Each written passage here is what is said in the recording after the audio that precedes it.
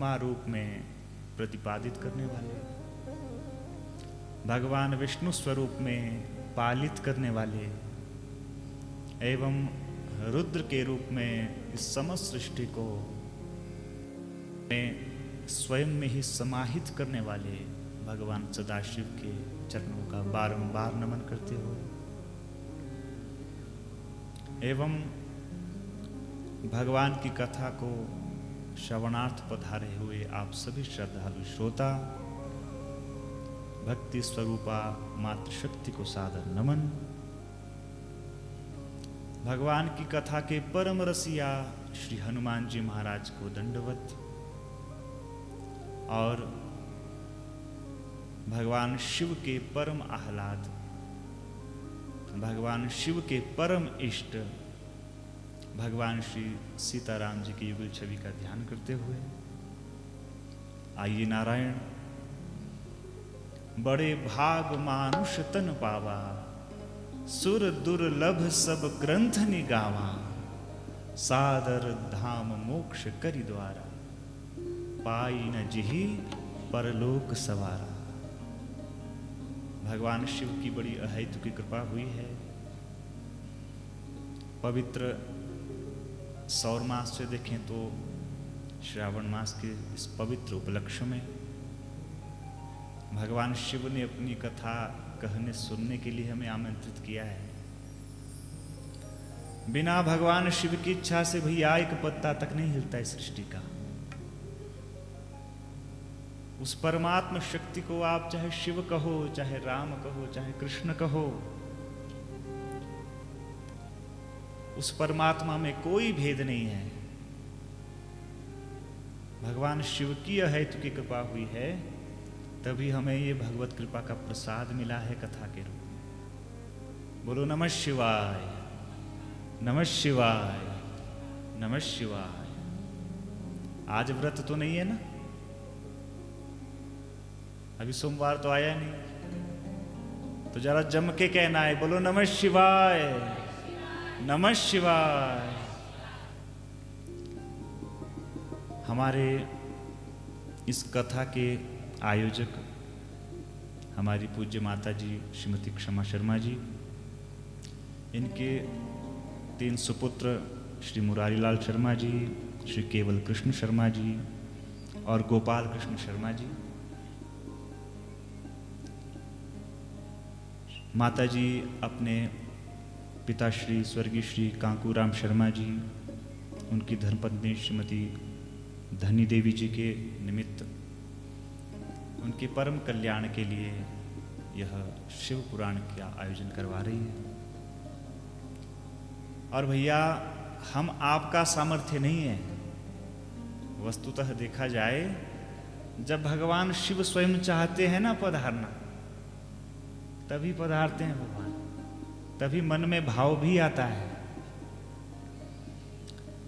और ऐसा पवित्र भाव भी किसी किसी के मस्तिष्क में आता है कि हम अपने पितरों के निमित्त कुछ करें, वरना घोर स्थिति है इस कलयुग की। बोलो नमः शिवाय, नमः शिवाय। तो आइए एकादश दिवसीय इस शिव महापुराण में हम प्रविष्ट हों। इस कथा सरिता में हम स्नान करें, मज्जन करें। उससे पूर्व 2 क्षण के लिए अपने मन और अपनी वाणी को पवित्र करने के लिए भगवान शिव के नाम का उच्चारण करेंगे। क्योंकि भैया भागवत जी कहती हैं, नाम संकीर्तनम यस्य सर्व पाप प्रणाशनम, प्रणामो दुख शमनस तम नमामि हरिम परम। कलयुग में केवल नाम है जो हमें तार सकता है। इसलिए इस नाम का हम आश्रय लेंगे और भगवान शिव का हृदय में ध्यान करते हुए अपने नेत्र मूंद करके भगवान शिव को कथा में बुलाएंगे। बोलो हर हर महादेव, हर हर महादेव, हर हर महादेव।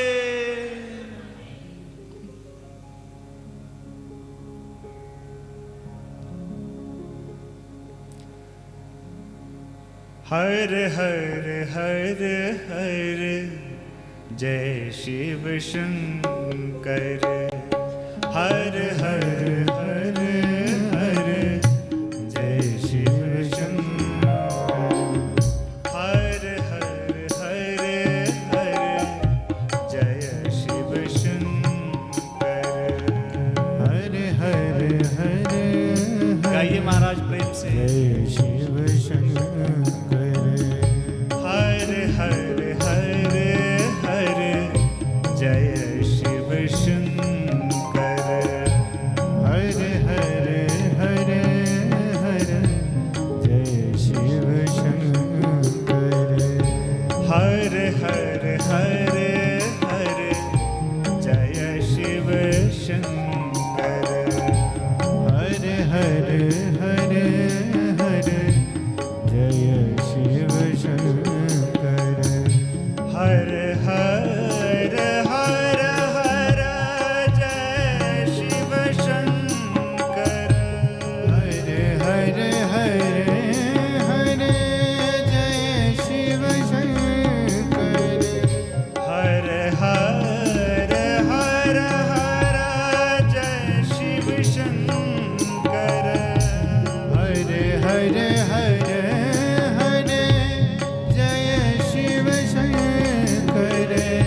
हर हर हर हर जय शिव शंकर। हर हर हर हर जय शिव शंकर। हर हर महादेव।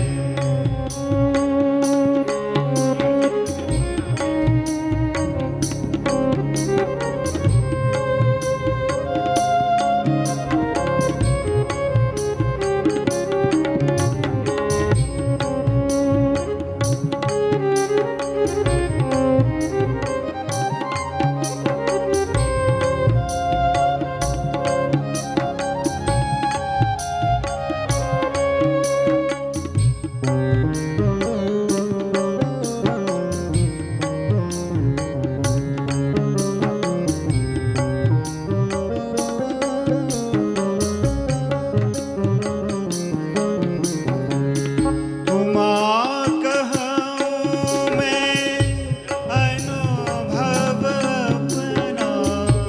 माँ कहूँ मैं अनुभव अपना।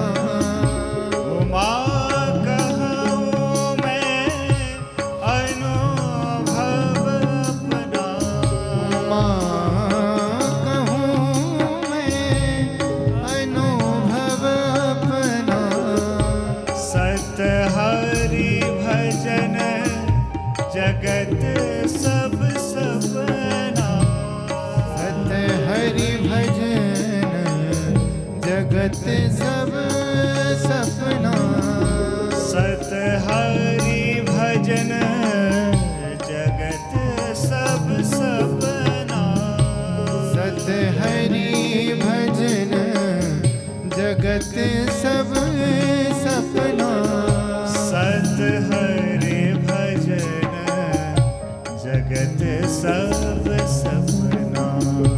सत हरि भजन जगत सब सपना। हर हर हर हर जय शिव शंकर। हर हर हर हर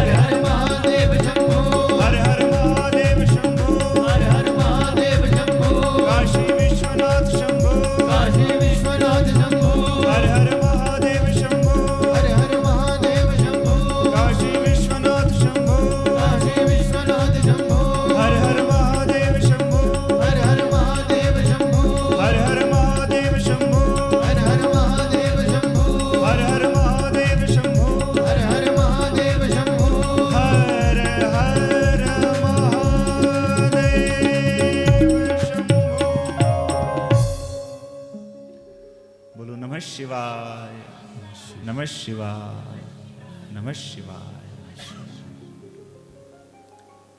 हरि शरणम, हरि शरणम, हरि शरणम। आइए नारायण, अब भगवान की पवित्र कथा में हम प्रविष्ट हों। पवित्र सौर श्रावण मास चल रहा है। एक श्रावण मास होता है ना, चांद्रमास से जो चलता है, चंद्रमा के महीने के आधार पर। एक चलता है सूर्य भगवान के आधार पर। श्रावण मास का नाम ही श्रावण इसलिए है भैया, किस लिए कि इस महीने में हम श्रवण करें, सुने कुछ। बोलो हर हर महादेव। एक कारण तो यही है इसके नामकरण का। ये महीना भगवान ने अपनी कथा सुनने के लिए ही बनाया है। भगवान भोलेनाथ के दिव्य चरित्रों का गायन हम श्रवण करें तो सबसे पहला सौभाग्य है श्रावण मास। और उस पवित्र मास में भगवान शिव की पवित्र कथा सुनने को मिले, इससे बड़े सौभाग्य की बात नहीं हो सकती। श्री शिव महापुराण नाम से ही स्पष्ट है। सबसे पहला शब्द आया है शिव। तो भैया शिव नाम से यह मत समझ लेना कि यह केवल और केवल शिव की कथा है। इसमें केवल शिव की ही कथा नहीं है, अपितु शिवा की भी कथा है। बोलो हर हर महादेव। शिव जी अकेले विराजमान नहीं हुए हैं, बिना शक्ति के तो हमारे शक्तिमान भी अधूरे हैं। शिव का जो नाम है ना, शिव 2 अक्षर का नाम, तो इस शकार में भी पहले इकार है, ई की मात्रा है ना। बिना इस ई की मात्रा के शिव भी क्या हो जाते हैं, जम के कहो शव हो जाते हैं। किसी शायर ने बड़ा खूब कहा महाराज कि शव होने से पहले तो शिव को पहचान, शव होने से पहले तो शिव को पहचान, वरना तेरी आखिरी मंजिल होगी शमशान। बोलो नमः शिवाय। भगवान शिव का जो नाम है इसमें इकार यही तो भगवती है, मां उमा अंबिका भवानी है। इसलिए बिना शक्ति के तो भगवान शिव भी अधूरे हैं। इसलिए शिव जो शब्द है इसमें तात्पर्य है उमा और भगवान शंकर महाराज। इस शिव नाम में ही दोनों का ग्रहण हो गया। बोलो नमः शिवाय। ये मंत्र बार बार कहलाएंगे कथा से, और आपने भी खूब जाप करना है इस नमः शिवाय मंत्र का। यह शिव का पंचाक्षर मंत्र इस श्रावण मास में जितना अधिक गाओगे, जितना अधिक इसका आप मन में मनन करोगे, उतना शिव प्रसन्न होते हैं। तो सबसे पहला शब्द हो गया शिव, और इसके पश्चात है महापुराण। महाशब्द का अर्थ तो बिल्कुल सरल है, महान, बहुत बड़ा, विशद। अगला शब्द है पुराण। पुराण का अर्थ हमारे यास्क मुनि करते हैं पुरा अपि नवम भवति इति पुराण। सरल भाषा में आपको कहें कि जो पुराना होते हुए भी आज भी हमें जवान लगे। ये भगवान शिव की कथा न जाने कितने युग युगांतरों से गाई जा रही है, सुनी जा रही है, लेकिन भैया आज भी यदि हम सुनते हैं तो ऐसा लगता है जैसे पहली बार सुन रहे हो भगवान की कथा। दिने दिने नवम नवम, हर बार भगवान की यही कथा सुन सुन करके भी ऐसा लगता है जैसे अभी तक सुना ही कुछ नहीं है। बोलो हर हर महादेव। तो अर्थ स्पष्ट हो गया, शिव महापुराण। इस शिव महापुराण में 7 संहिताएं हैं। सबसे पहली संहिता का नाम है विद्येश्वर संहिता। क्या नाम है? विद्येश्वर संहिता। दूसरी संहिता का नाम है रुद्र संहिता। तीसरी संहिता का नाम है शतरुद्र संहिता। चौथी है कोटि रुद्र संहिता। पांचवी है उमा संहिता। छठी है कैलाश संहिता और सातवीं है वायवीय संहिता। ये 7 संहिताएं हैं इसमें। इस शिव महापुराण में आपको भगवान कृष्ण का चरित्र भी सुनने को मिलेगा, मां उमा का चरित्र भी सुनने को मिलेगा। भगवान शिव अकेले नहीं आते महाराज, अपने व्यूह को लेकर के आते हैं। राम शिव में कोई भेद नहीं है, शिव और शिवा में कोई भेद नहीं है। बोलो हर हर महादेव। कुल मिलाकर के इसमें 24,000 श्लोक हैं श्री शिव महापुराण में। भागवत जी से भी ज्यादा हैं। और हर कथा के प्रारंभ में जैसे आप भागवत सुनते हो, देवी भागवत सुनते हो, कोई भी पुराण जब सुनते हो तो पहले उसके महात्म्य की कथा आती है ना। पुराण सुनने से पहले उसके महात्म्य की कथा पहले दिन सुनते हैं हम सब, कि पुराण को सुनने से लाभ क्या होगा, इसको सुना क्यों जाए। क्योंकि कलयुगी जीव है ना हम सब, बिना लाभ बिना हानि सोचे हम कोई कार्य ही नहीं करते। कलयुग का जीव ठीक वैसा होता है जैसे बनिया जी होते हैं। वणिक वृत्ति है हमारी। बनिया जी देखे हैं ना, कोई गुप्ता जी बैठे हो तो क्षमा करना। जैसे एक दुकानदार जब कोई चीज बेचता है भैया तो फ्री में नहीं बेचता। आप कोई सामान लेने जाओगे, आपको दुकानदार जी कहें भैया 200 रुपए में है, आप अपने आदमी हो, आपको बड़ा सस्ता लगा रहे हैं। सस्ता लगाता कोई नहीं है। अपना मार्जिन, अपना मुनाफा पहले रखेगा दुकानदार, उसके पश्चात कुल मूल्य आपको बताएगा। बिना हानि लाभ देखे विचारे एक बनिया अपना सामान तक नहीं देता है भैया। ठीक वैसे ही हम सब कलयुग के जीव बिना अपना हानि लाभ देखे हुए कथा भी नहीं सुनना चाहते। ऋषियों को ये बात पता थी कि कलयुग के जीव जब तक कथा का महात्म्य समझेंगे ही नहीं तब तक कथा सुनने में उनकी प्रवृत्ति नहीं हो पाएगी। बोलो नमः शिवाय, नमः शिवाय। इसलिए सबसे पहले महात्म्य सुनाया जाता है कथा का। तो श्री शिव महापुराण में नैमिषारण्य की पावन भूमि में शौनकादि 88 ऋषि बैठे हुए हैं और प्रधान वक्ता के रूप में श्री सूत जी महाराज को बिठाया है। आप जितने भी पुराणों की कथाएं सुनते हैं ना, अधिकांश कथाएं नैमिषारण्य धाम में बैठ कर के ऋषियों ने सुनी। लेकिन एक शिव पुराण की ऐसी कथा है जो प्रयागराज में जिसका प्रादुर्भाव हुआ है। प्रयागराज में बैठ करके सुनी है ऋषियों ने।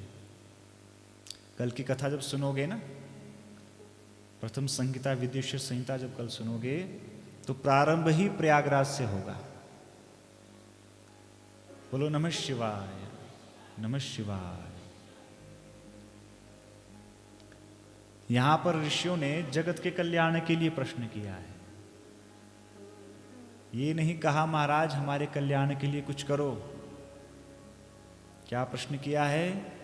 यही प्रश्न किया कि समस्त कलयुग के जीवों का उद्धार हो जाए।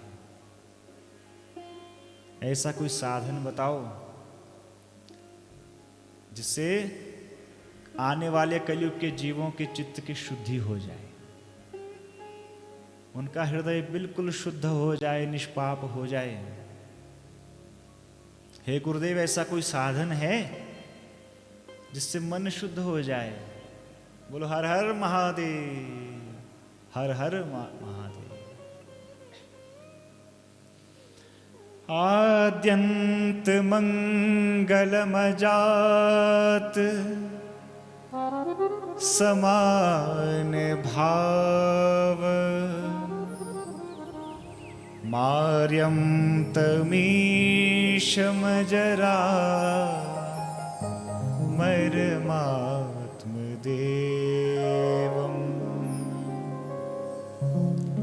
पंचाननं प्रबल पंचविनोदशीलम्,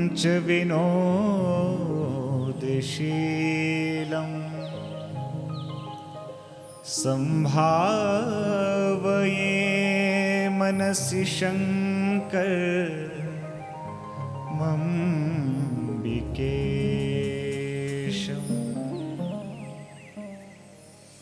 जैसे ये प्रश्न सुनाना श्री सूत जी महाराज ने कि जगत के कल्याण का साधन बताइए, कलयुग के जीवों के चित्त की शुद्धि का उपाय बताइए, तो गुरुदेव प्रसन्न हो गए महाराज। कथा का अधिकार ही उसको है भैया सुनने का, जिसके मन में शिव जी के चरणों के प्रति प्रीति हो, जो भगवान से प्रेम करता हो, भगवान की कथा का रसिक हो, वही भगवान की कथा सुनने का अधिकारी है। बोलो हर हर महादेव। आओ इस सुंदर सभा में, यह प्रेमी रसिकों की है। आओ इस सुंदर सभा में, यह प्रेमी रसिकों की है।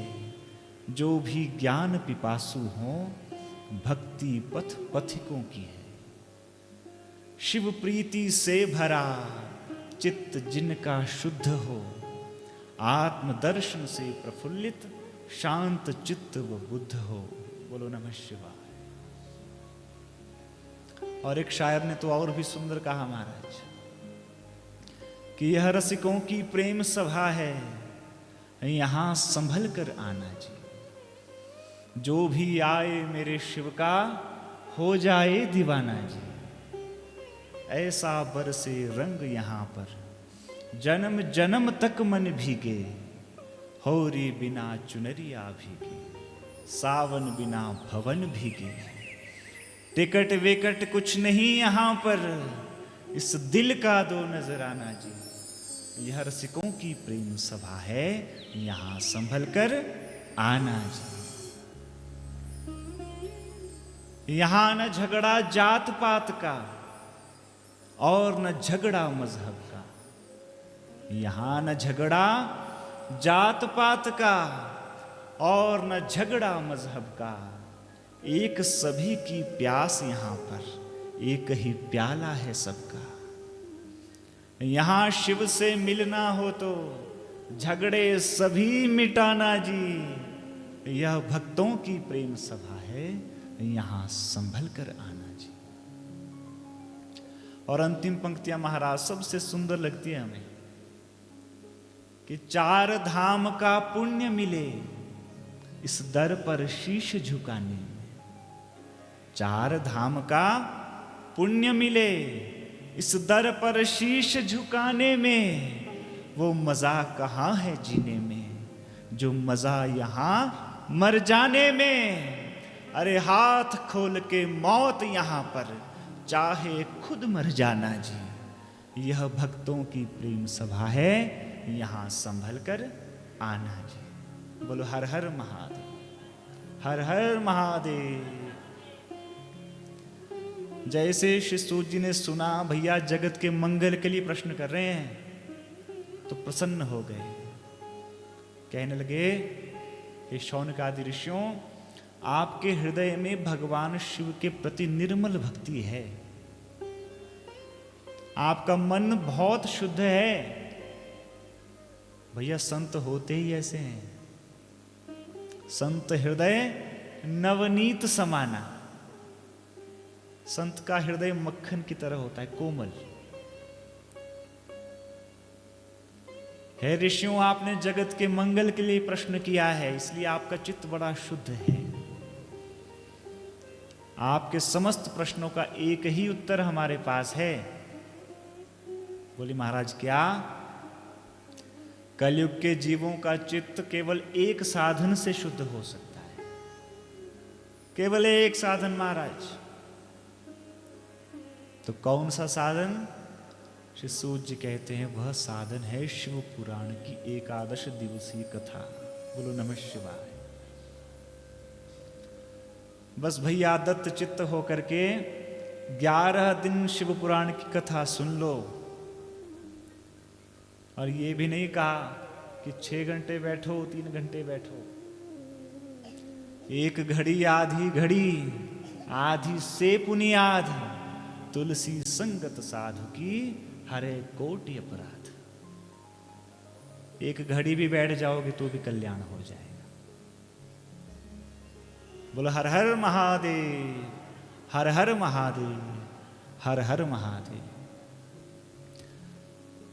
श्री सूत जी महाराज ऋषियों से कहते हैं, ऋषियों ये छोटा सा साधन है, बस भगवान की कथा सुन लो।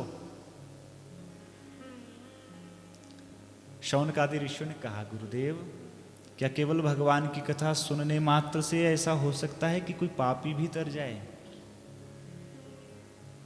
हमने सुना है भगवान की कथा से पुण्यशाली व्यक्ति तो तरता ही है, क्या किसी महापापी का भी उद्धार आज तक हुआ?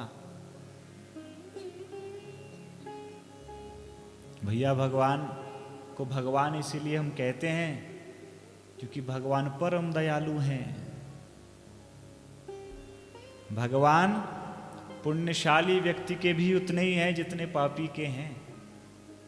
भगवान के हृदय में कोई भेदभाव नहीं है। भगवान हमारी जाति नहीं देखते, भगवान हमारा धर्म नहीं देखते, भगवान हमारी आयु नहीं देखते, भगवान हमारा धन वैभव संपदा नहीं देखते। भगवान क्या देखते हैं? भगवान केवल एक वस्तु देखते हैं, निर्मल मन जन सोई मोहि पावा। निर्मल मन जन सोई मोहि पावा। निर्मल मन जन सोई मोहि पावा। निर्मल जन मन सोई मोहि पावा। मोहे कपट छल छिद्र न भाव। मोहे कपट छल छिद्र न भावा।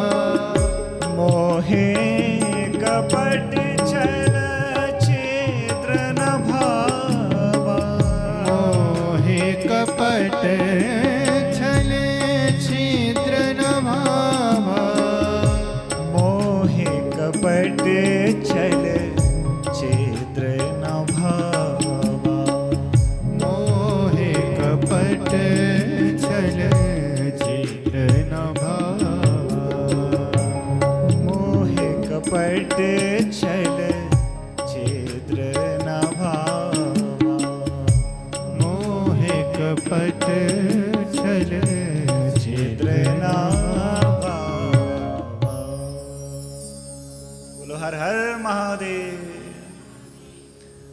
भगवान केवल हमारा शुद्ध मन देखते हैं भैया।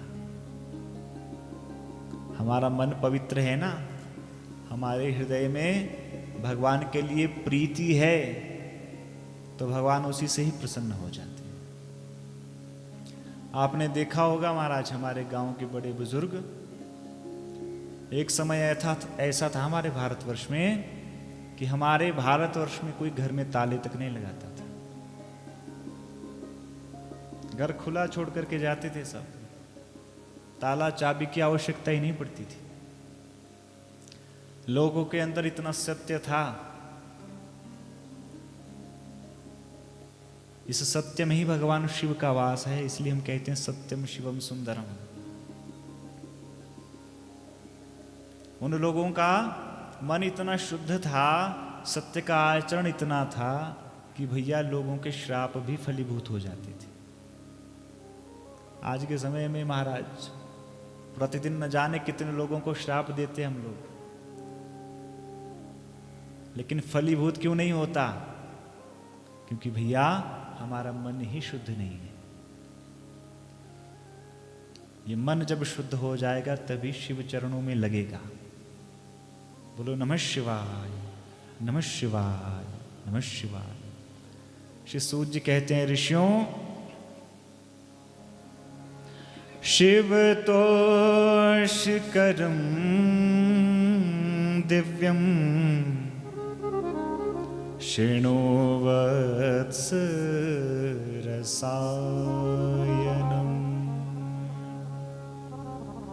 हे ऋषियों, मैं आपको भगवान शिव की कथा का महात्म्य सुनाता हूं। शिवतोषकरम, जिससे शिव जी संतुष्ट हो जाते हैं। और कथा नहीं कहा, बोले महाराज यहां लिखा है रसायनम। आयुर्वेद में जब कोई वैद्य दवाई देते हैं ना किसी को कमजोरी की, तो रसायन औषधियां दी जाती हैं जिससे शरीर पुष्ट हो जाता है। रसायन औषधियों का यह काम है कि हमारे शरीर को वो पुष्ट करती हैं, रिष्ट पुष्ट बना देती हैं। यहां पर कथा को ही रसायन कह दिया। क्यों कहा? क्योंकि भैया कलयुग के हम सब जीव काम क्रोध आदि विकारों से, बीमारियों से ग्रसित हैं।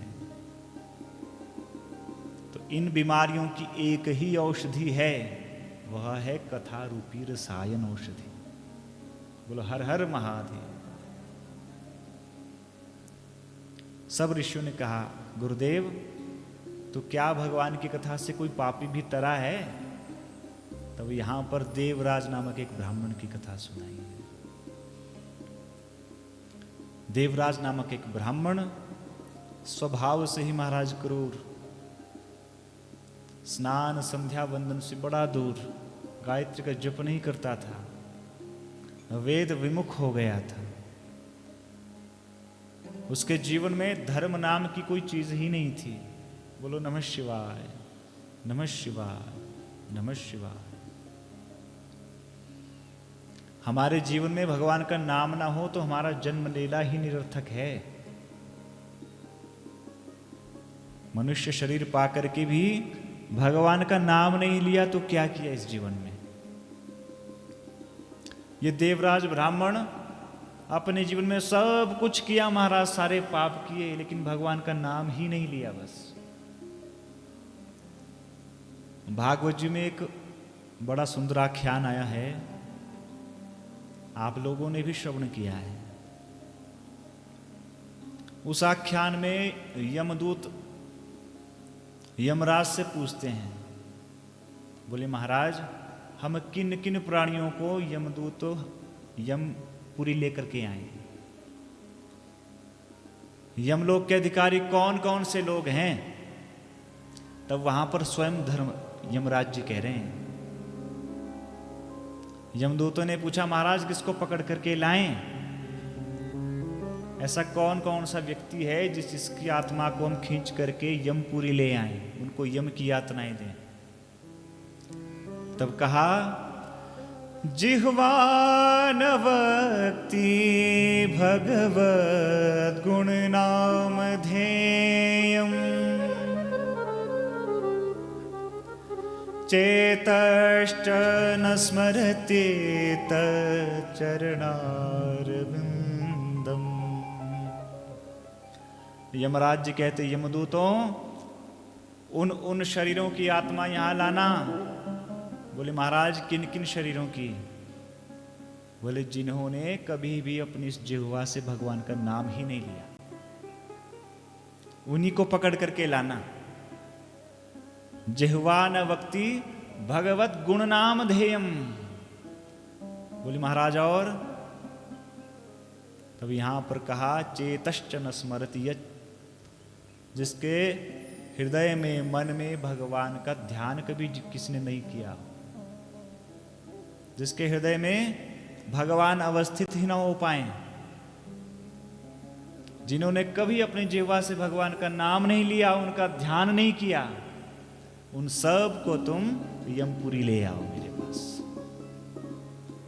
इस देवराज ब्राह्मण ने भी भगवान का कभी नाम नहीं लिया, और तो और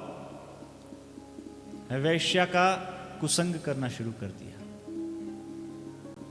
अपनी धर्मपत्नी और अपने माता पिता को भी इसने गोविंदाय नमो नमः वध कर दिया, उनका भी।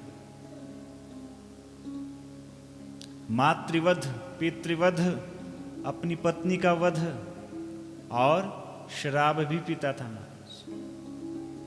मांस मदिरे का सेवन करने वाला ब्राह्मण था। इस संसार में 4 वर्ण हैं, चारों वर्णों के गुरु हैं ब्राह्मण देवता, इसलिए ब्राह्मण को देवता कहा जाता है।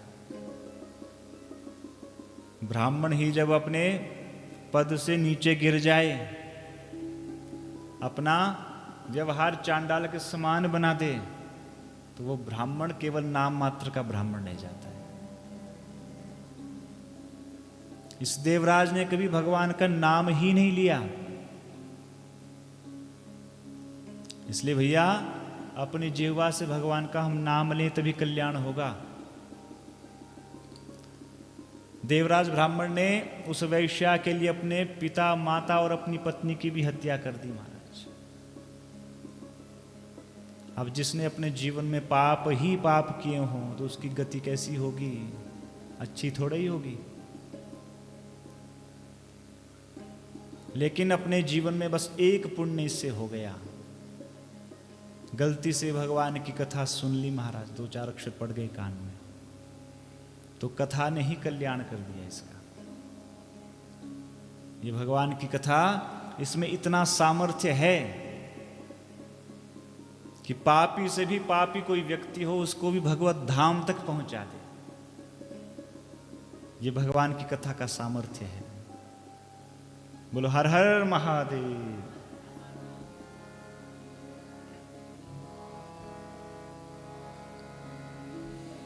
अद्भुत है महिमा 2 अक्षर के नाम की, अद्भुत है महिमा 2 अक्षर के नाम की। सुनो शिव पुराण और जय बोलो भगवान की। सुनो शिव पुराण और जय बोलो भगवान।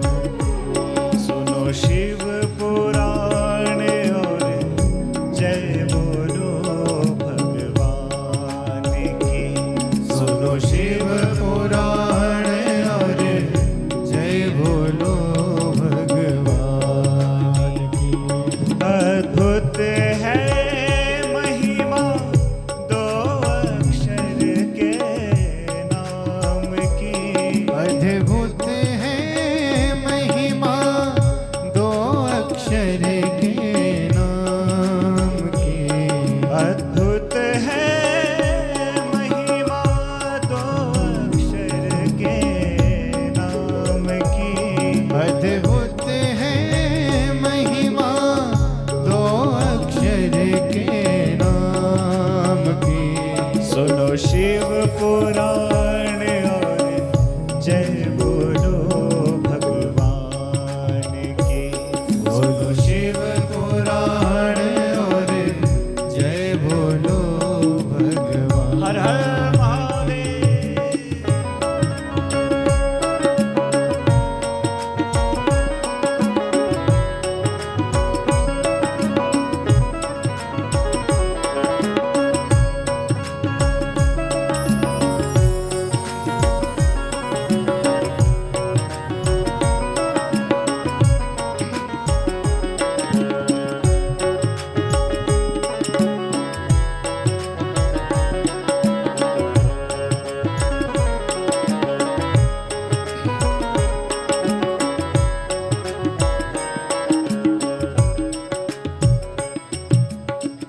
सुफलदायिनी शिव शंभो सुखधाम की। सुफलदायिनी शिव शंभो सुखधाम की। सुफलदायिनी शिव शंभो सुखधाम की। सुफलदायिनी शिव शंभो सुखधाम की।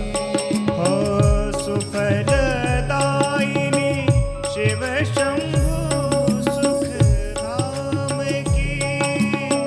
सुफलदायिनी शिव शंभो सुखधाम की। सुनो शिव पुराण और जय बोलो भगवान की। सुनो शिव पुराण और जय बोलो भगवान की। अद्भुत है महिमा दो अक्षर के नाम की। अद्भुत है महिमा दो अक्षर के नाम की। सुनो शिव पुराण और जय बोलो भगवान की। सुनो शिव पुराण और जय बोलो भगवान हरि बोल।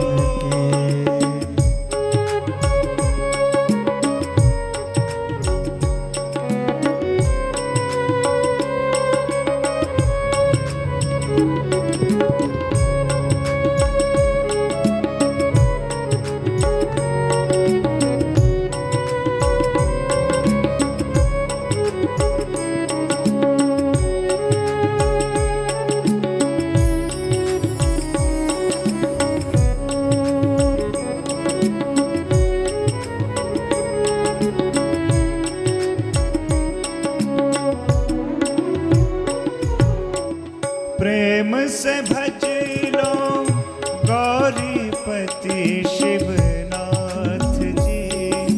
प्रेम से भज लो गौरीपति शिवनाथ की।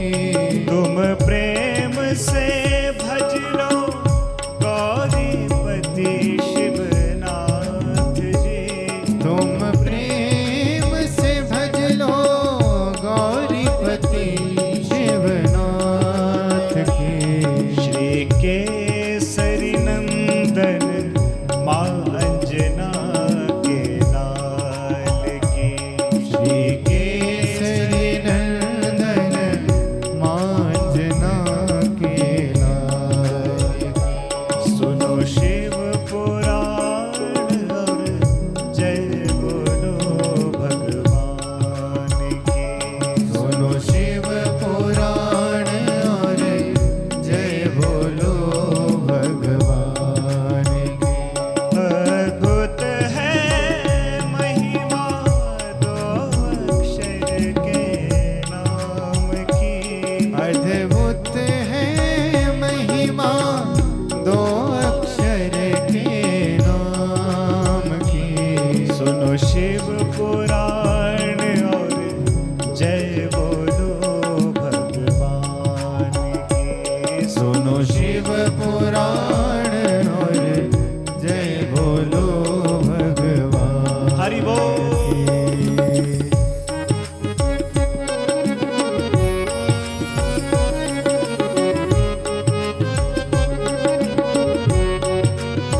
शिव शंकर महादेव की जय हो।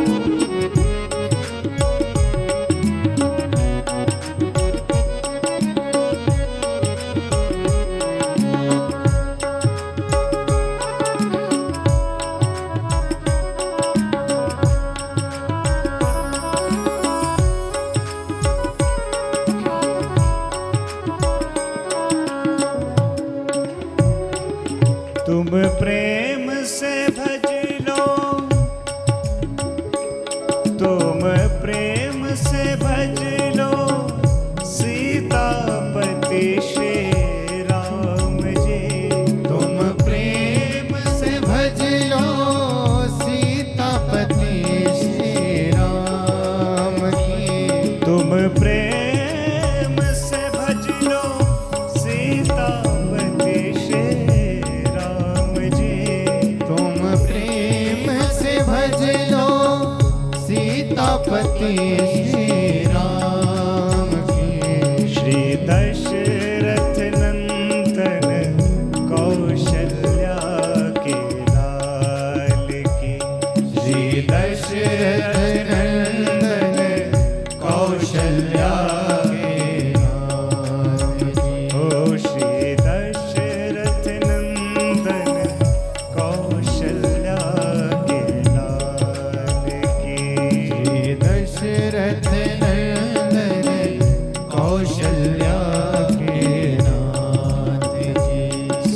शिव पुराण और जय बोलो भगवान की। सुनो शिव पुराण और जय बोलो भगवान। हर हर महादेव।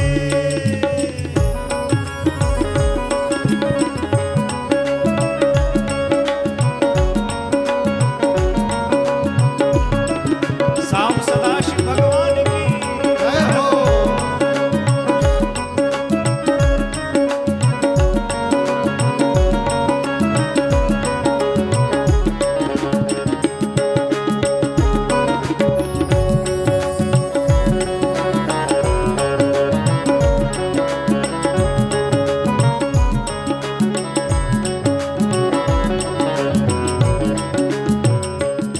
हो प्रेम से भज लो गौरीपति शिवनाथ जी। प्रेम प्रेम से भज लो गौरीपति शिवनाथ की। तुम प्रेम से भज लो गौरीपति शिवनाथ जी। तुम प्रेम से भज लो गौरीपति शिवनाथ की। अद्भुत है महिमा दो अक्षर के नाम की। अद्भुत है महिमा दो अक्षर के नाम की। अद्भुत है महिमा दो अक्षर के नाम की। अद्भुत है महिमा दो अक्षर के नाम की। सुनो शिव पुराण और जय बोलो भगवान की। सुनो शिव पुराण और जय बोलो भगवान की। सुनो शिव पुराण और जय बोलो भगवान की। सुनो शिव पुराण और जय बोलो भगवान की। हर हर महादेव शंभु। हर हर महादेव शंभु। हर हर महादेव शंभु। हर हर महादेव शंभु। काशी विश्वनाथ शंभु। काशी विश्वनाथ शंभु। ओ काशी विश्वनाथ शंभु। काशी विश्वनाथ शंभु। हर हर महादेव शंभु। हर हर महादेव शंभु। हर हर महादेव शंभु। हर हर महादेव शंभु। काशी विश्वनाथ शंभु। काशी विश्वनाथ शंभु। हर हर महादेव शंभु। हर हर महादेव शंभु। हर हर महादेव शंभु। हर हर महादेव शंभु। काशी विश्वनाथ शंभु। काशी विश्वनाथ शंभु। काशी विश्वनाथ शंभु। काशी विश्वनाथ शंभु। हर हर महादेव शंभु। हर हर महादेव शंभु। हर हर महादेव शंभु। हर हर महादेव शंभु। हर हर महादेव शंभु। हर हर महादेव शंभु। हर हर महादेव शंभु। हर हर महादेव शंभु। हर हर महादेव शंभु। हर हर महादेव शंभु। हर हर महादेव शंभु। हर हर महादेव शंभु। हर हर महादेव शंभु।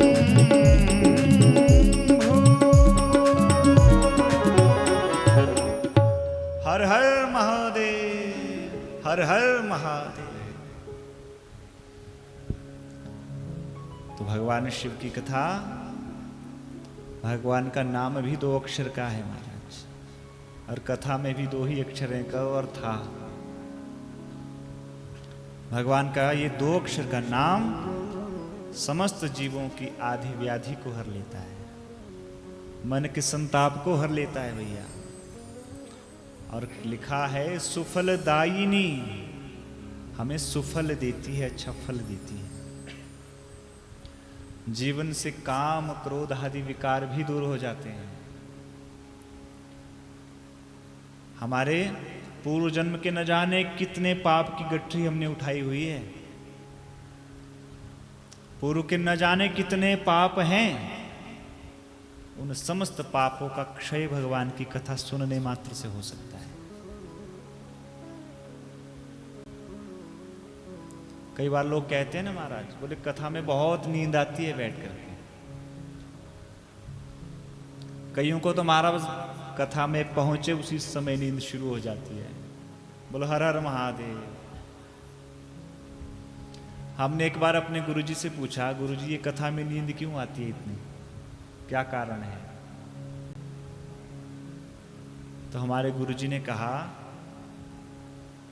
कि संत श्रोमणी तुलसीदास जी महाराज ने अपने ग्रंथ में लिखा हुआ है कि तुलसी पूर्व के पाप से हरि चर्चा नहीं सुहाए। तुलसी पूर्व के पाप से हरि चर्चा नहीं सुहाए, जैसे ज्वर के रोगते भूख विदा हुई जाए। जब किसी को बुखार होता है ना, तो उसकी भूख भी खत्म हो जाती है, खाने पीने को मन नहीं करता जब बुखार होता है। तो संत श्रोमणी तुलसीदास जी महाराज कहते हैं, जिसको हरि चर्चा सुहाती नहीं है, कथा में बैठो और महाराज उसी समय निद्रा मैया ले लेती हैं, जिसको एकदम से नींद जिसको आ जाती है, तो समझ लो पूर्व के बहुत पाप हैं बचे हुए। तुलसी पूर्व के पाप ते हरि चर्चा नहीं सुहाए, जैसे ज्वर के रोग से भूख विदा है जाए। बोलो हर हर महादेव। और आजकल विशुद्ध कथाएं होती कहाँ हैं महाराज? विशुद्ध कथा सुननी हो तो नींद आती ही आती है। बोलो जय श्री कृष्ण, हर हर महादेव। श्री सूत जी महाराज ऋषियों से कहते हैं, ऋषियों, इस देवराज नामक ब्राह्मण ने जीवन में कभी कोई पुण्य नहीं किया, केवल गलती से बस एक बार भगवान की कथा थोड़ी सी सुन ली। कुछ क्षण भी भगवान की कथा सुन लो तो वह भी भव से तार सकती है। इस देवराज की जब मृत्यु होने लगी तो महाराज यमदूत आ गए लेने इसको। यमदूतों को जैसे देखा महाराज भय से आक्रांत हो गया। यमदूतों ने अपना पाश जैसे ही फेंका, इसकी आत्मा को खींचने लगे, आकर्षण करने लगे। जैसे इसकी आत्मा को खींचने लगे उसी समय भगवान के दूत आ गए महाराज। यमपुरी में कोलाहल हो गया। जैसे ही बाहर आए, इस कोलाहल को जब सुना तो यमराज जी बाहर आ गए देखने कि हो क्या रहा है। तो क्या देखा, भगवान शिव के जैसे त्रिनेत्र, भगवान शिव के जैसे रुद्राक्षधारी, भगवान शिव के जैसे डमरू और त्रिशूल को धारण किए हुए भगवान के शिवदूत आ गए और कहा, यह देवराज जो ब्राह्मण है ये तो शिवपुरी जाएगा। यमदूतों ने कहा, महाराज कहीं भांग पी के तो नहीं आए हो?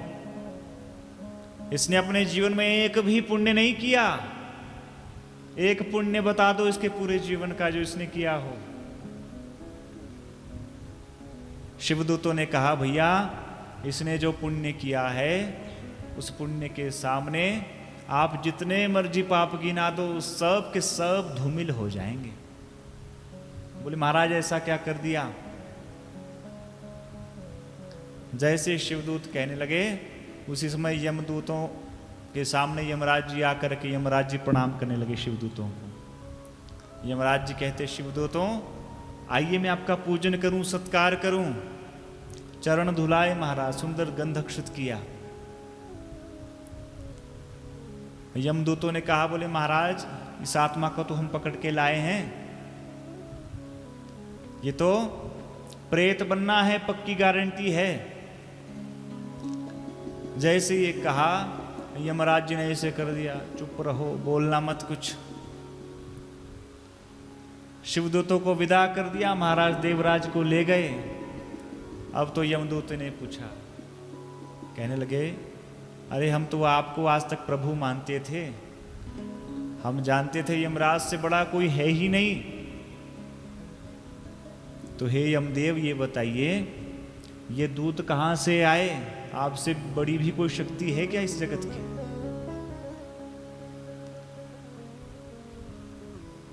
यह सुनते ही महाराज यमराज कहने लगे, ये जो दूत है ना, ये भगवान शिव के दूत हैं। और यहां शिव का नाम भी अगर जोर से तुमने कह दिया तो जितने प्रेत यहां पर बैठे हैं ना, नरक की यातनाएं सह रहे हैं, सब के सब परम धाम को चले जाएंगे, कैलाश को। इसलिए यहां पर शिव नाम मत लेना। देवराज ब्राह्मण को महाराज शिवदूत ले गए, भगवान के चरणों में डाल दिया, भगवान सदाशिव के सामने। भगवान ने हृदय से लगा लिया। देवराज मन ही मन सोचे, ऐसा कौन सा पुण्य कर दिया मैंने जीवन में, जो साक्षात देवाधिदेव भोलेनाथ ने मुझे हृदय से लगा लिया, अंगीकार कर लिया। बोलो नमः शिवाय, नमः शिवाय।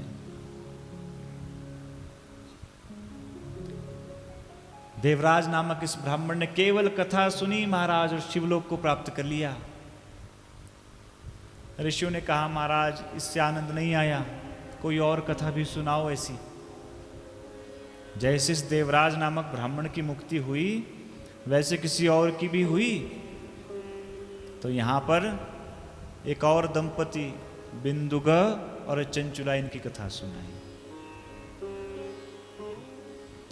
ये बिंदुग, यह भी बड़ा सुंदर वेद पाठी ब्राह्मण था महाराज, लेकिन बिगड़ गया और युवावस्था को जब प्राप्त हुआ तो वैश्यागमन करने लगा, मदिरापान करने लगा। अपने जीवन में कोई पुण्य नहीं कर पाया। एक दिन वन में गया, एक वैश्या को देखा, उसको घर पर बिठा लिया, अपनी पत्नी को छोड़ दिया, माता पिता का तिरस्कार कर दिया महाराज। चोरी डकैती करता। ब्राह्मण का काम है संसार को ज्ञान देना और उस ज्ञान को अपने जीवन में पहले लाना, लेकिन बिल्कुल विपरीत हो गया महाराज। इसकी धर्मपत्नी बहुत पतिपरायणा थी, लेकिन पति देवता महाराज घर आते इससे बात तक नहीं करते थे। समय नहीं था पत्नी के लिए। समय बीता, कालांतर में चंचुला भी अपने धर्म मार्ग से भ्रष्ट हो गई, पर पुरुष से इसका संसर्ग होने लगा। एक दिन पति ने पकड़ लिया महाराज रंगे हाथों और कहा, तुमने मुझे धोखा दिया है, मेरे घर से चली जाओ। चंचुला ने कह दिया, तो आप कौन से दूध के धुले हो? मैं जानती हूं आप भी वैश्या का गमन करते हो। मैं कब तक अपने शील को बचाती। जैसे ये सुना महाराज, तो इस बिंदुगा ने कहा, चंचुला देख, तू नाराज मत हो, तू पर पुरुष से संबंध रख, लेकिन उसके बदले धन भी ले लिया कर। बोलो नमः शिवाय। वो धन मुझे ला करके दे, तेरी जो मर्जी आए तू कर। आज जैसी ये सुना महाराज, अब उन्मुक्त हो गई ये चंचुला भी, इधर बिंदुगा भी बिल्कुल उन्मुक्त हो गया। अब तो पत्नी की रोक टोक भी नहीं रही। अब महाराज यह चंचुला पर पुरुषों से संसर्ग करती, धन लेती, पति को दे देती। पति उस धन को उस वैश्या को दे देता महाराज। कालांतर में यह बिंदुगा प्रेत योनि को प्राप्त हुआ। जीवन में कोई पुण्य था ही नहीं, इसलिए सीधा प्रेत बना। बोलो नमः शिवाय। प्रेत बन गया महाराज। अब ये चंचुला पति के जाने के बाद बहुत समय तक पर पुरुषों से संसर्ग करती रही। पातिव्रत्य धर्म नष्ट कर दिया इसने अपना। समय बीता, एक दिन ये भी महाराज बूढ़ी हो गई। ये काया जो हमें मिली है ना, भगवान के भजन के लिए मिली है भैया। ये शरीर भगवान ने हमें नैतिक कार्य करने के लिए दिया है, अनैतिक कार्य के लिए नहीं दिया। किसी कवि ने लिखा है, क्षणभंगुर जीवन की कलिका, कल प्रात को ये फिर खिली न खिली।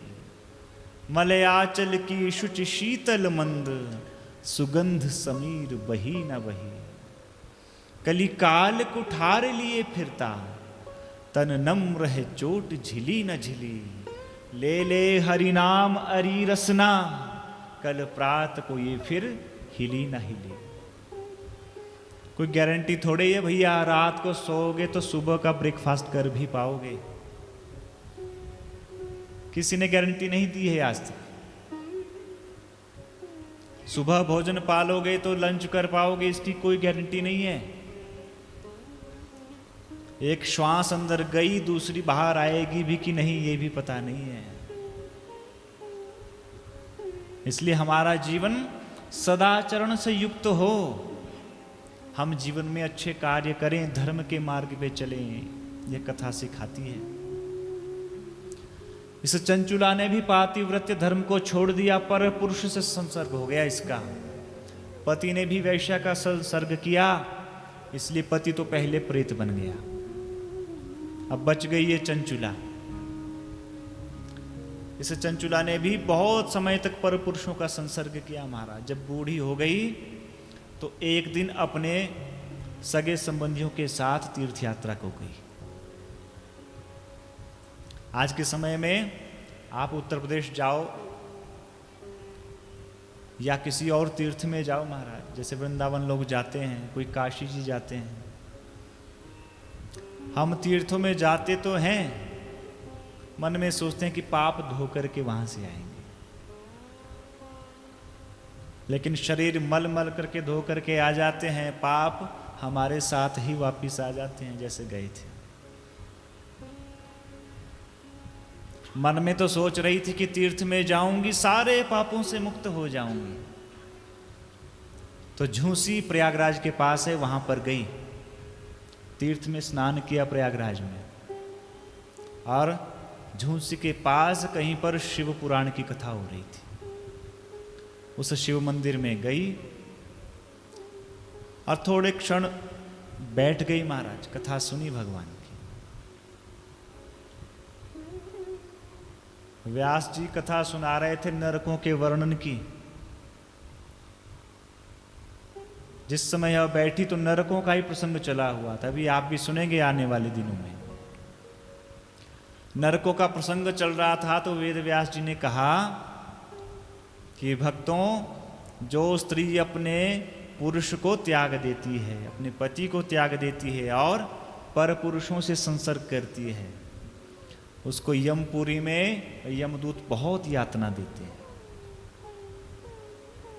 जैसे नरकों का वर्णन सुना तो डर गई महाराज, कंप आ गई, और मन ही मन सोचे कब कथा विश्राम हो और व्यास जी से मैं अपने भाव प्रकट करूं, कुछ पूछूं उनसे। कथा विश्राम हुई तो कथावाचक के पास गई और कहने लगी, महाराज मैंने अपने पति को धोखा दिया, पर पुरुष से संसर्ग किया, तो मुझे तो लगता है अब यमलोक में मेरे लिए स्थान पक्का हो गया है। मैं मुक्त नहीं हो सकती, मैं नरकों को ही जाऊंगी। बोलो नमः शिवाय, नमः शिवाय। इसलिए बताइए, मेरे लिए कोई मुक्ति का उपाय है कि मेरे पाप नष्ट हो जाएं? तो व्यास जी ने कहा, देवी सच्चे हृदय से भगवान के सामने यदि रो जाओ ना, अपने पापों को स्वीकार कर लो, प्रभु मुझसे ये पाप बन गया, लेकिन अब मैं सच्चे हृदय से प्रायश्चित करना चाहती हूँ, तो भगवान तो दयालु हैं, भगवान शिव अनंत कृपा वाले हैं, वो तुम्हें अवश्य क्षमा करेंगे, तुम्हारी सद्गति हो जाएगी। बोले महाराज मैंने तो थोड़ी देर कथा सुनी, कैसे गति होगी? कथा वक्ता जी ने कहा, देखो देवी तुम ऐसा करो, अभी तीर्थ में ही बैठी हो, तो यहीं पर मैं तुम्हें 11 दिन की शिव पुराण सुना देता हूं।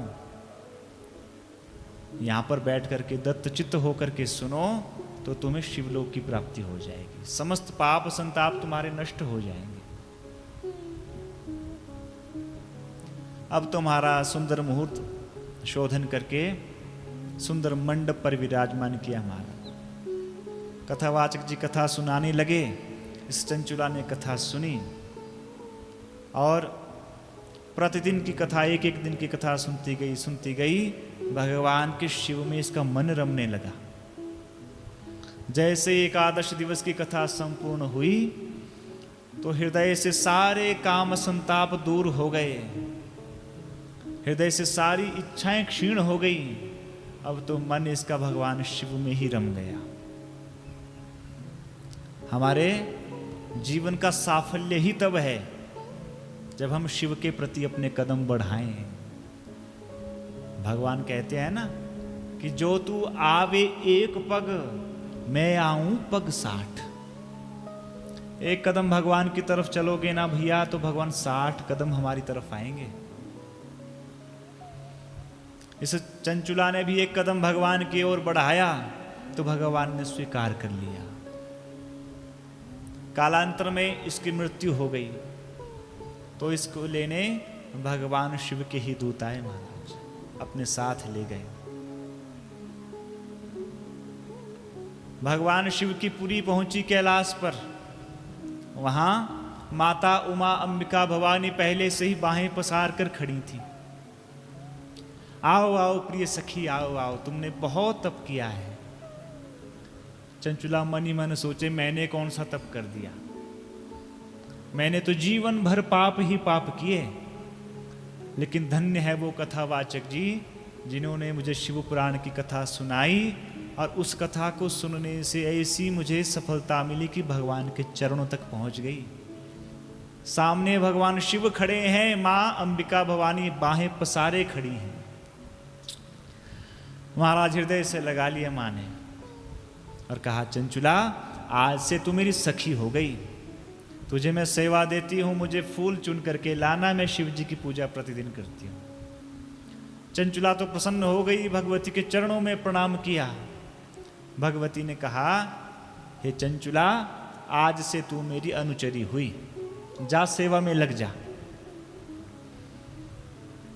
बहुत समय बीत गया महाराज। उधर जो इसका पति था बिंदुग नामक ब्राह्मण, वो तो प्रेत बन गया था। अरविंध्य पर्वत पर ऐसा भयंकर प्रेत बन गया था कि जो सामने आता महाराज मुंह फाड़ करके खाने को दौड़ता। बोल हर हर महादेव। एक दिन इस चंचुला को याद आई अपने पति की। सोचने लगी, मैं तो मुक्त हो गई, शिव के चरणों तक पहुंच गई, मां की सेवा मुझको मिल गई, लेकिन मुझे इतना पता है मेरे पति की गति अच्छी नहीं हुई होगी। उसने तो कभी कोई पुण्य ही नहीं किया। तो एक दिन रोती हुई मां के सामने खड़ी हो गई। मां ने पूछा, चंचुले क्या हुआ बेटी? चंचुला ने कहा, मां मैं तो मुक्त हो गई, तुम्हारी दासी बन गई, लेकिन मेरे पति आज भी किसी न किसी नरक में पड़े हुए होंगे। मां से पूरी बात कह दी। मां ने जैसी आंख बंद की, मां ने मन ही मन ध्यान किया तो देखा इसका पति तो प्रेत बन चुका है।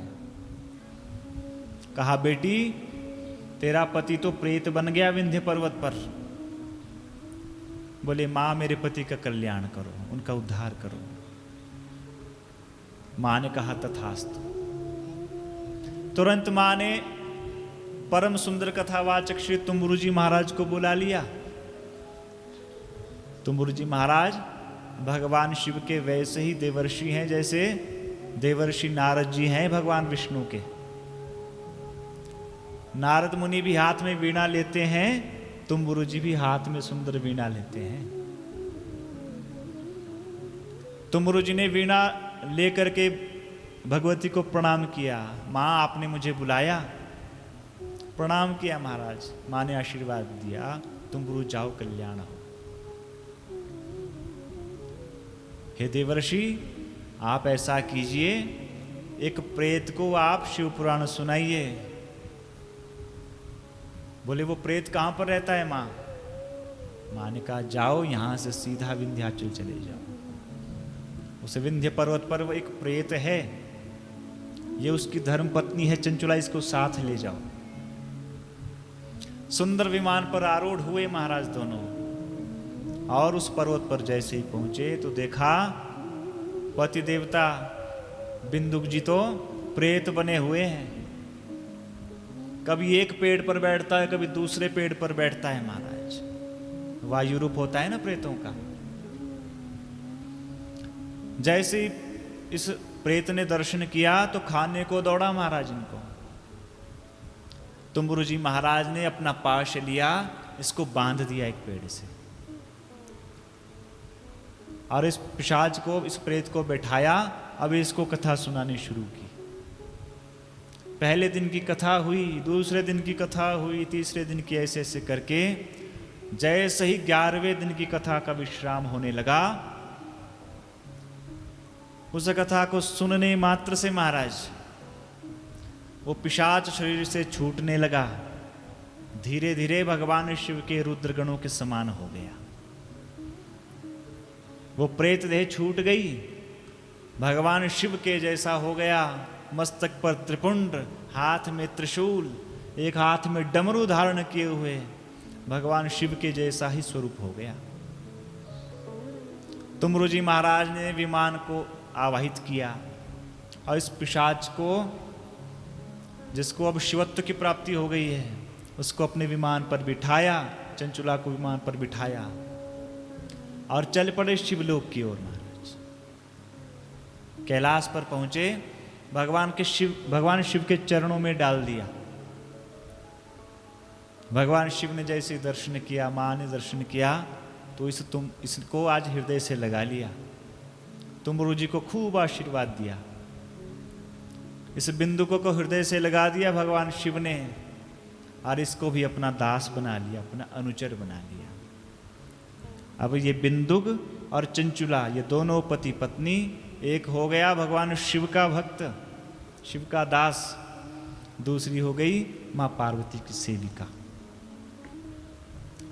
और भगवान शिव के ही कैलाश पर नित्य निवास करते हैं, और भगवान शिव के ही गण बन गए महाराज दोनों। बोलो हर हर महादेव।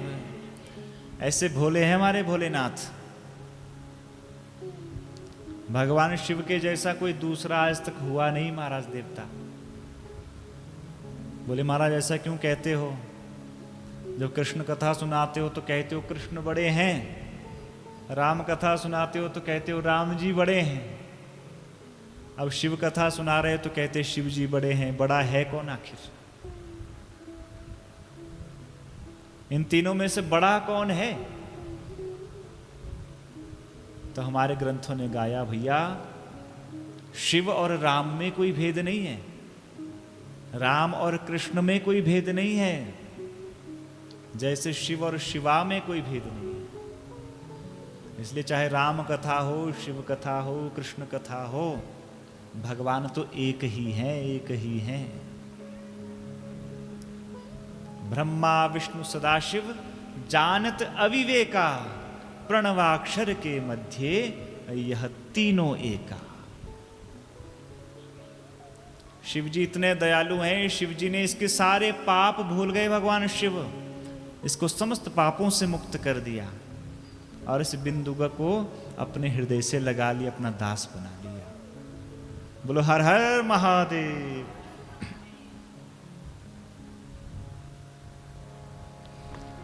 ओ पालनहारे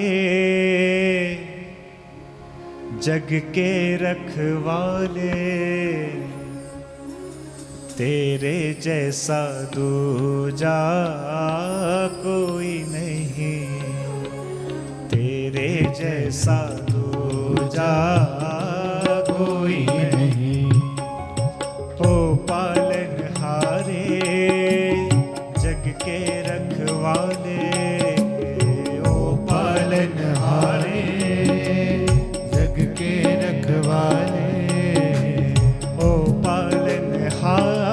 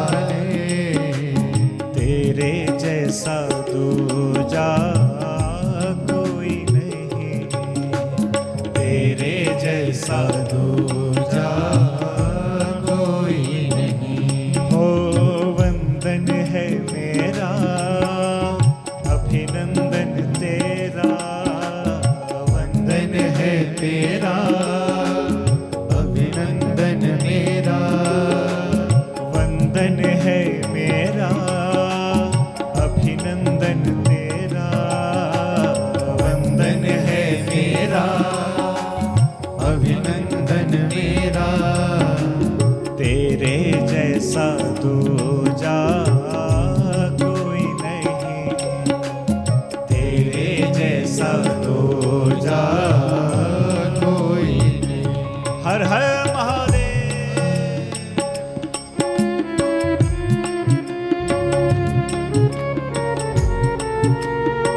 शिव शंकर भोलेनाथ की जय हो।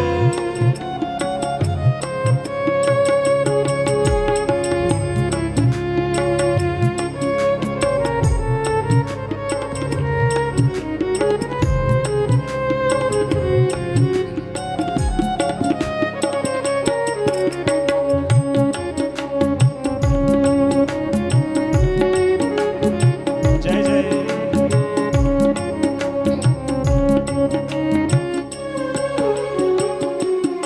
तूने विष को गले से लगाया, तूने विष को गले से लगाया, सारे देवों को अमृत पिलाया, सारे देवों को अमृत पिलाया। तूने विष को गले से लगाया, तूने विष को गले से लगाया, सारे देवों को अमृत पिलाया, सारे देवों को अमृत पिलाया।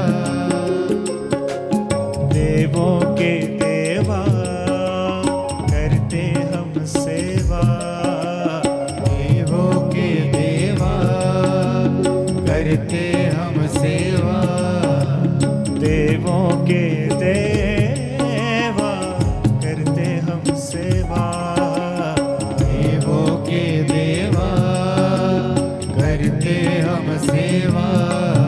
ओ तेरे जैसा दूजा कोई नहीं, तेरे जैसा दूजा कोई नहीं।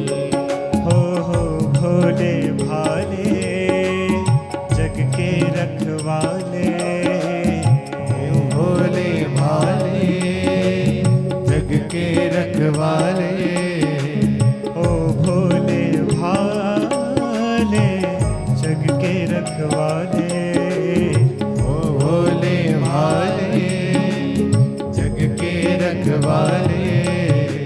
तेरे जैसा दूजा कोई नहीं, तेरे जैसा दूजा कोई नहीं। ओ वंदन है मेरा अभिनंदन तेरा, वंदन है मेरा अभिनंदन तेरा, ओ वंदन है मेरा अभिनंदन तेरा, वंदन है मेरा अभिनंदन मेरा। ओ तेरे जैसा दूजा कोई नहीं, तेरे जैसा दूजा हर हर कोई महादेव।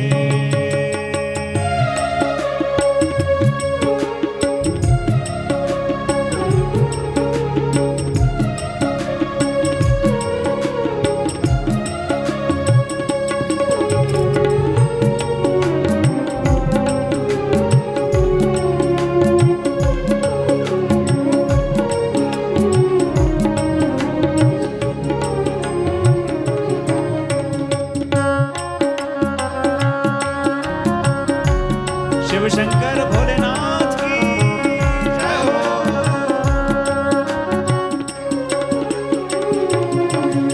तो बिल्कुल ही है भोला भाला, तू तो बिल्कुल ही है भोला भाला, हो तू तो बिल्कुल ही है भोला भाला, तू तो बिल्कुल ही है भोला भाला।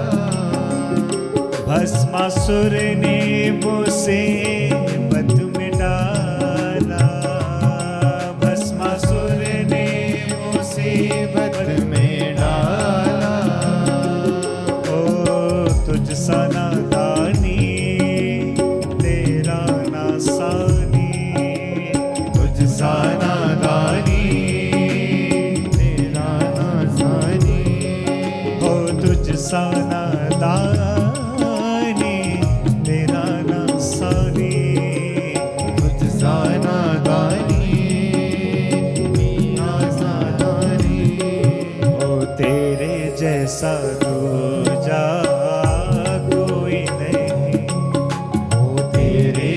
जैसा दूजा कोई नहीं। हो भोले भाले जग के रखवाले, ओ भोले भाले जग के रखवाले, हो भोले भाले जग के रखवाले, ओ भोले भाले जग के रखवाले। तेरे जैसा दूजा कोई नहीं, तेरे जैसा दूजा कोई हर हर नहीं। महादेव।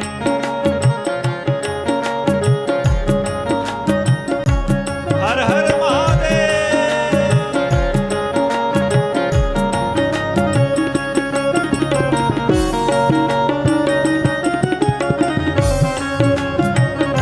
जय जय।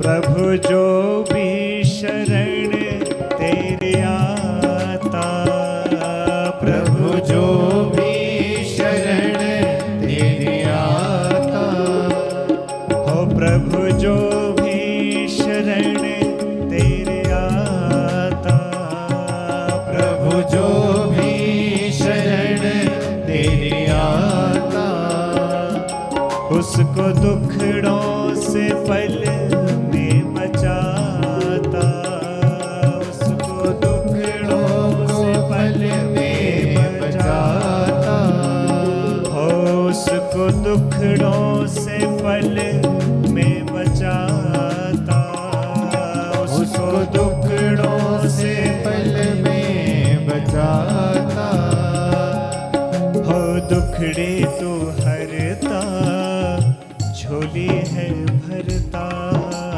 दुखड़े तो हरता झोली तो भरता, हो दुखड़े तो हरता झोली तो भरता, दुखड़े तो हरता झोली तो भरता।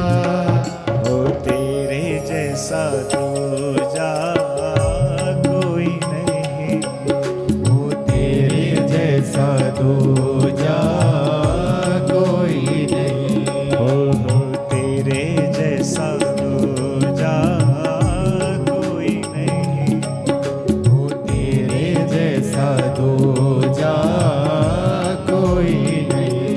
हो भोले भाले जग के रखवाले, ओ भोले भाले जग के रखवाले, ओ भोले भाले जग के रखवाले, ओ भोले भाले जग के रखवाले। तेरे जैसा दूजा कोई नहीं, ओ तेरे जैसा दूजा कोई नहीं। ओ वंदन है मेरा अभिनंदन तेरा, वंदन है मेरा अभिनंदन तेरा, ओ वंदन है मेरा अभिनंदन तेरा, वंदन है तेरा अभिनंदन तेरा। ओ तेरे जैसा दूजा कोई नहीं, ओ तेरे जैसा दूजा कोई नहीं।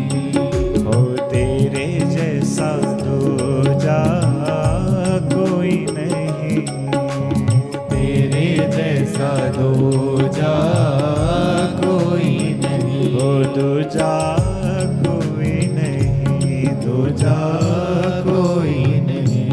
दूजा कोई नहीं, दूजा कोई नहीं। बोल शिव शंकर भगवान की जय। हर हर हर हर महादेव। हो भोले भाले जग के रखवाले,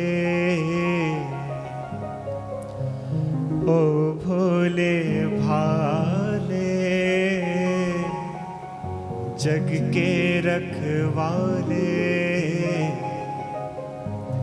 तेरे जैसा दूजा कोई नहीं, तेरे जैसा दूजा कोई नहीं। भगवान शिव ने अपना गण बना लिया महाराज इस बिंदुगा को। तो भगवान शिव की कथा, इसका महात्म्य यही है भैया। अब जो आने वाले 10 दिनों में हम सुनेंगे ना, विद्येश्वर संहिता से लेकर के वायवी संहिता, ये 7 संहिताएं जब सुनेंगे तो ये 7 सीढ़ियां हैं, 7 सोपान हैं। भक्ति की भी 7 सीढ़ियां होती हैं महाराज प्रारंभिक। कौन कौन सी? प्रथम सुने भागवत भक्त मुख भगवद वाणी, द्वितीय आराधे भक्ति व्यास नव भांति बखानी, तृतीय करे गुरु समुझी दक्ष सर्वज्ञ रसीलो, चौथे होय विरक्ति बसे बन राज जसीलो, पंचम भूले देह सुधी छठे भावना रास की, सातें पावे रीति रस श्री स्वामी हरिदास की। ये 7 सीढ़ियां हैं भैया, तब भगवान के द्वार में प्रवेश हो पाता है। सबसे पहली सीढ़ी है प्रथम सुने भागवत।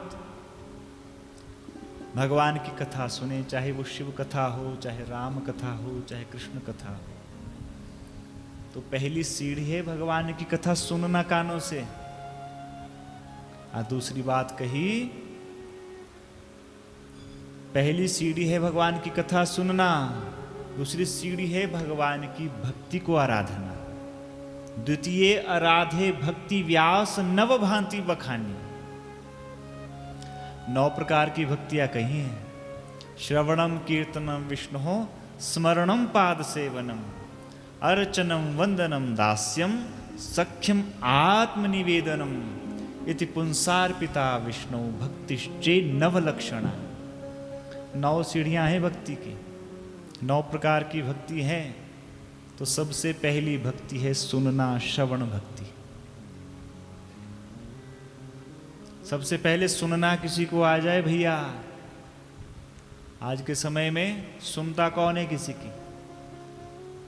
बुजुर्ग बच्चों को कुछ कहने लगे तो बच्चे कहते हैं माता पिता को कि माता पिता आपको पता क्या है दुनिया का।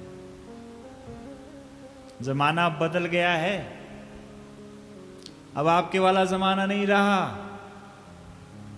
आज के समय में कोई सुनना ही नहीं चाहता भैया। लेकिन ये सुनना ही तो पहली भक्ति है।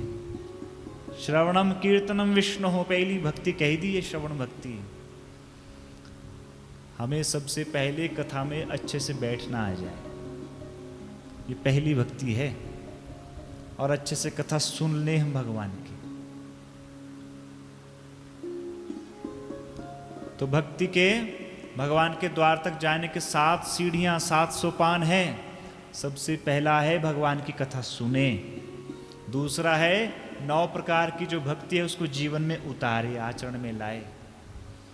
तीसरी बात कही, तृतीय करे गुरु समुझी दक्ष सर्वज्ञ रसीलो।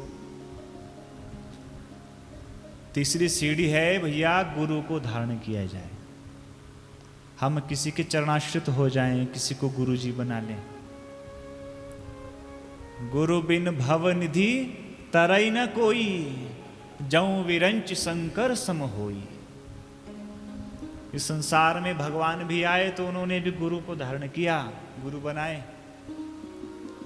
हमारे कृष्ण आए तो सांदीपनि मुनि को गुरु बनाया।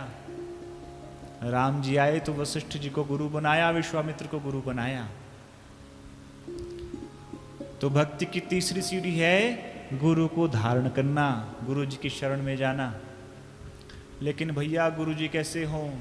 तो यहां लिखा दक्ष सर्वज्ञ रसीलो। 3 चीजें होनी चाहिए गुरु जी में।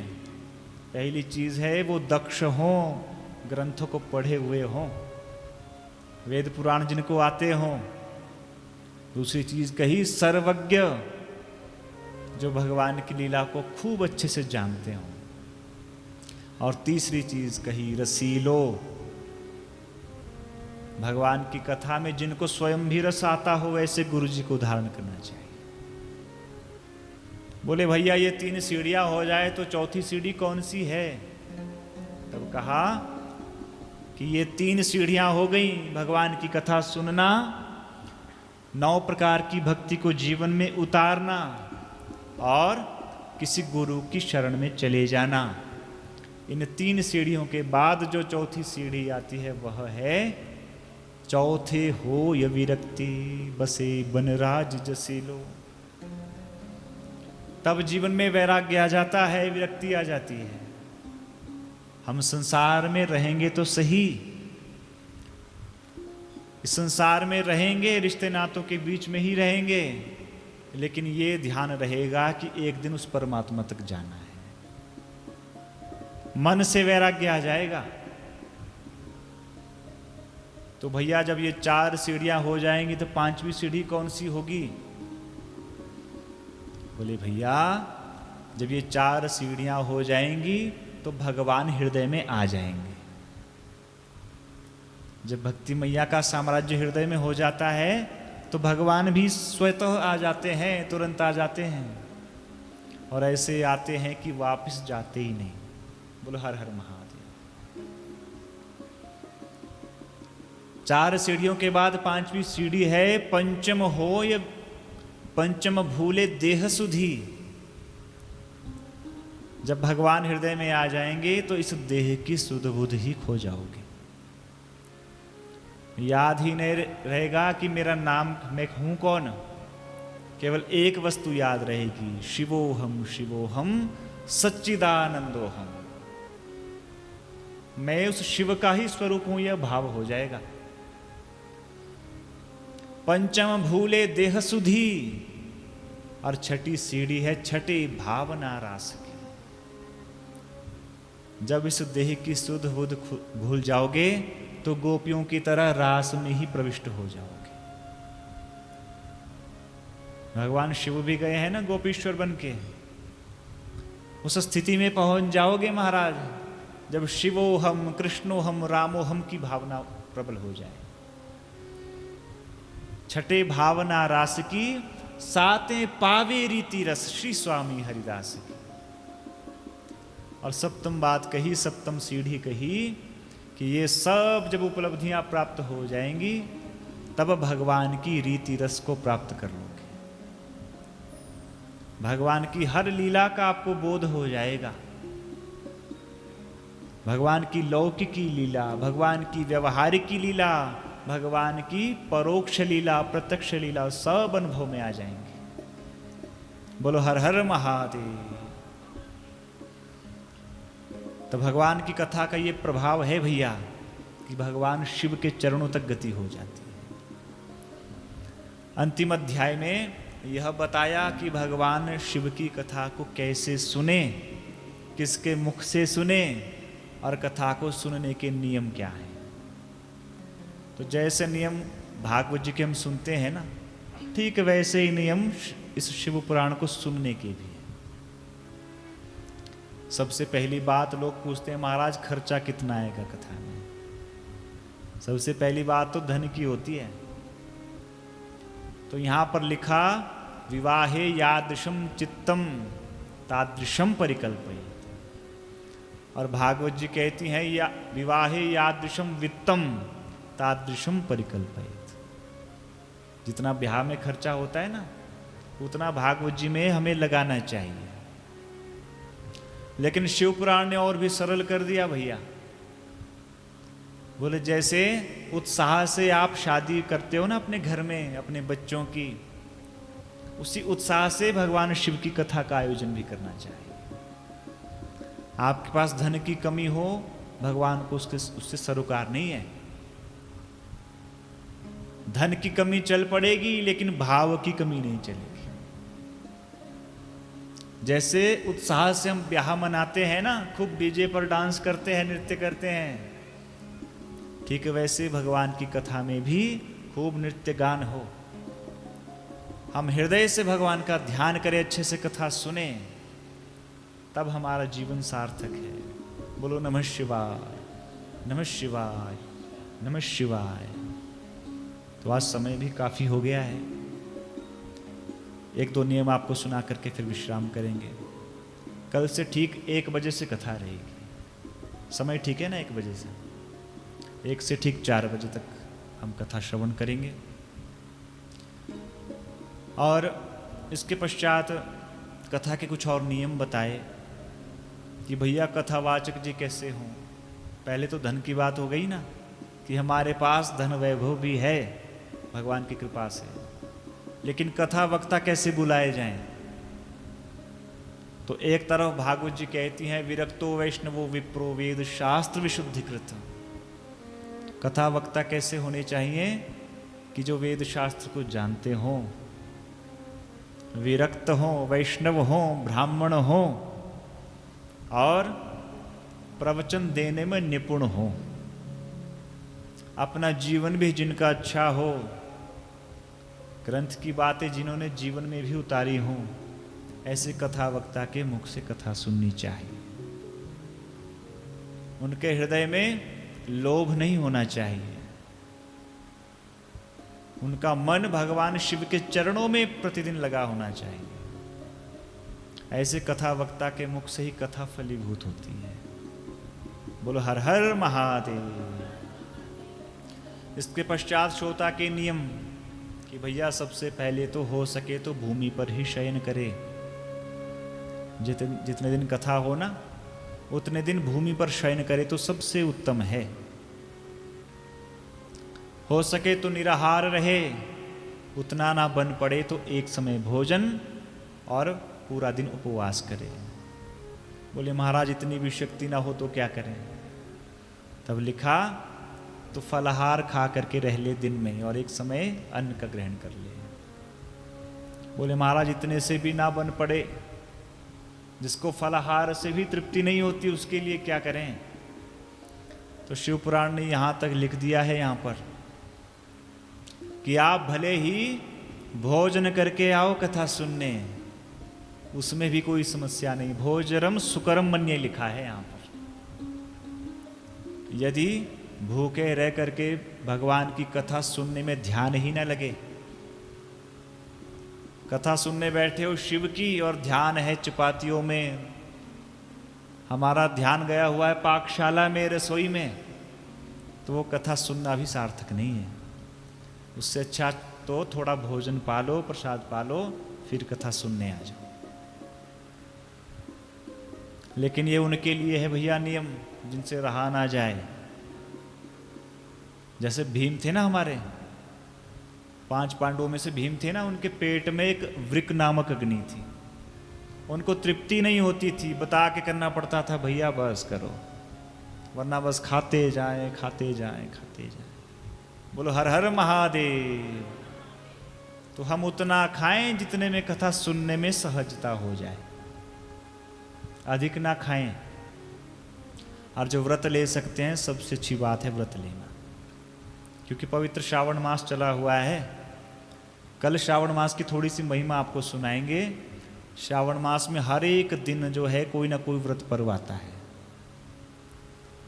बोलो हर हर महादेव। और भूमि पर शयन करे और उसके पश्चात लिखा अपने नख को ना काटे, अपने नाखून नहीं काटे, अपने नाखून अपने बाल ना काटे तो अच्छा रहता है। और लिखा कि हो सके तो अपने आसन के नीचे थोड़ी कुशा बिछा ले, उस पर सोए। और गरिष्ठ पदार्थों को ना खाए, गरिष्ठ कहते हैं भारी पदार्थ,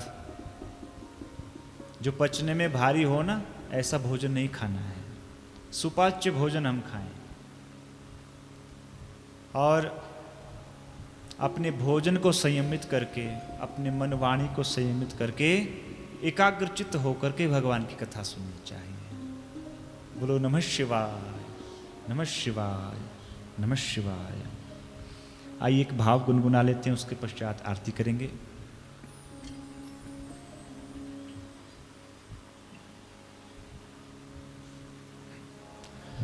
शमशानों के वासी हो, भूतों का है साथ।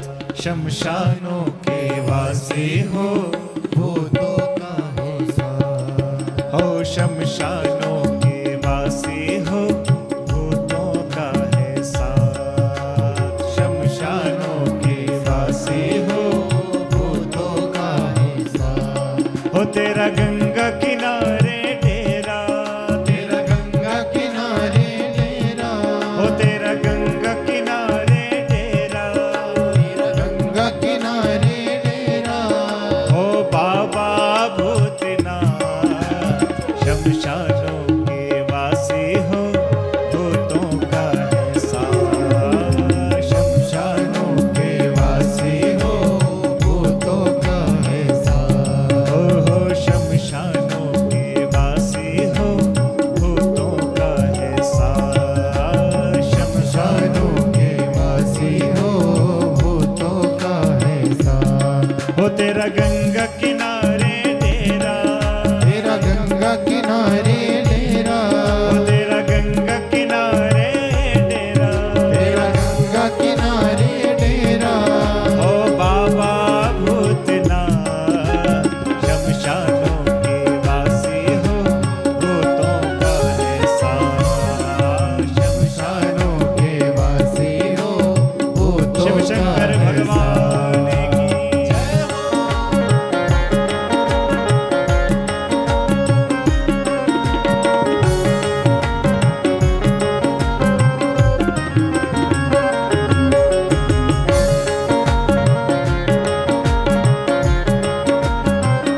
हरि बोल।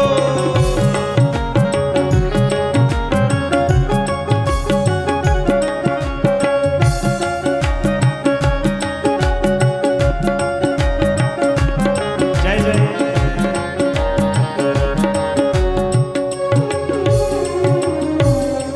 देवों में महादेव हो बाबा, सारी दुनिया ध्याती है। देवों में महादेव हो बाबा, सारी दुनिया ध्याती है। देवों में महादेव हो बाबा, सारी दुनिया ध्याती है। देवों में महादेव हो बाबा, सारी दुनिया ध्याती है। हो श्रद्धा से चरणों में तेरे आके शीश झुकाते हैं। श्रद्धा से चरणों में तेरे आकर शीश झुकाती है। हो श्रद्धा से चरणों में तेरे आके शीश झुकाती है। श्रद्धा से चरणों में तेरे आकर शीश झुकाती हो है। जो पाँव पकड़ते तेरा, जो पाँव पकड़ते तेरा, हो जो पाँव पकड़ते तेरा, जो पाँव पकड़ते तेरा, हो तो पकड़े उनका हाथ। शमशानों के वासी हो, भूतों का है साथ। शमशानों के वासी हो, भूतों का है साथ। हो शमशानों के वासी हो, भूतों का है साथ। शमशानों के वासी हो, भूतों का है हरि बोल।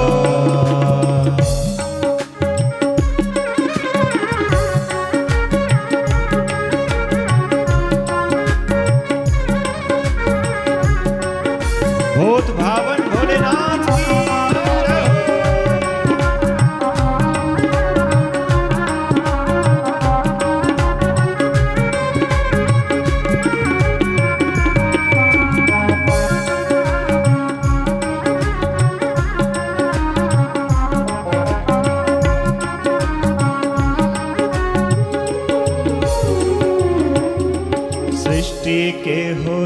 सृजनहारे तेरे रंग निराले हैं। सृष्टि के हो सृजनहारे तेरे रंग निराले हैं। ओ सृष्टि के हो सृजनहारे तेरे रंग निराले हैं।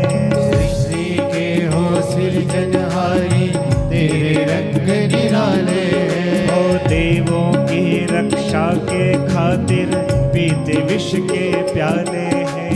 देवों की रक्षा के खातिर पीते विष के प्याले हैं। ओ देवों की रक्षा के खातिर पीते विष के प्याले हैं। देवों की रक्षा के खातिर पीते विष के प्याले हैं। हम भक्तों का है भोले, हम भक्तों का है भोले, हम भक्तों का है भोले, भक्तों का है भोले। तो रक्षक है भोलेनाथ, शमशानों के वासी हो भूतों का है साथ। शमशानों के वासी हो भूतों का है साथ। हो शमशानों के वासी हो भूतों का है साथ। शमशानों के वासी हो भूतों का शिव शंकर है भगवान की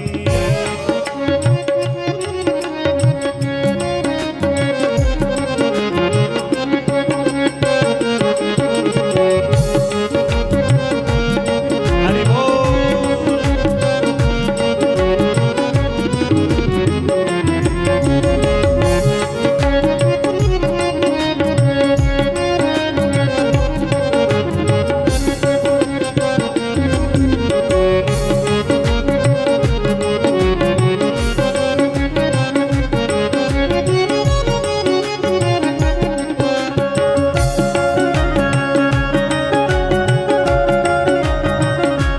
जय जय।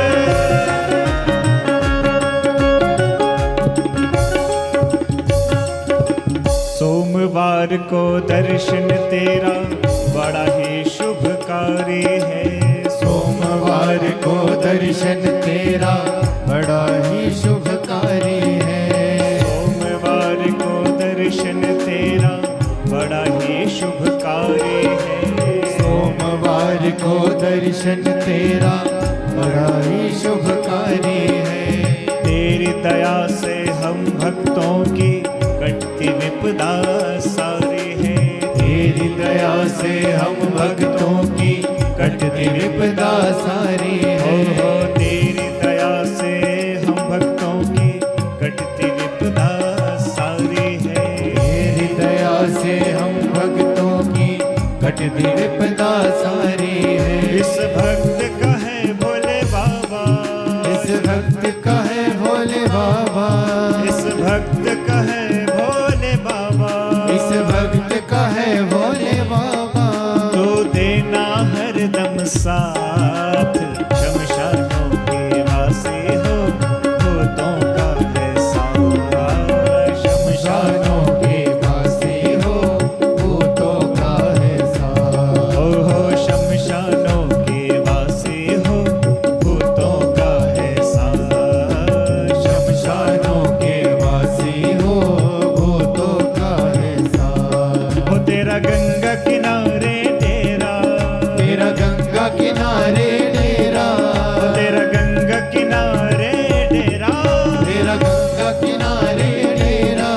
ओ बाबा भूतनाथ, शमशानों के वासी हो भूतों का है साथ। शमशानों के वासी हो भूतों का है साथ। हो शमशानों के वासी हो भूतों का है साथ। शमशानों के वासी हो भूतों का है साथ। हो शमशानों के वासी हो भूतों का है साथ। शमशानों के वासी हो भूतों का है साथ। हो शमशानों के वासी हो भूतों का है साथ।